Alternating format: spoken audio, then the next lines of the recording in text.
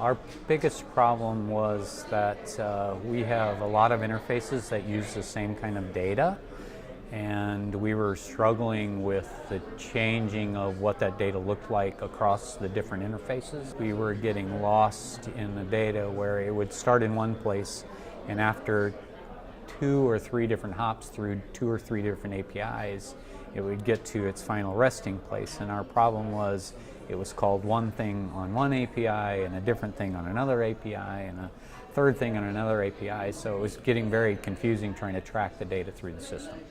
So we found a way to use domains to have a common basic data structure that we could use across all APIs.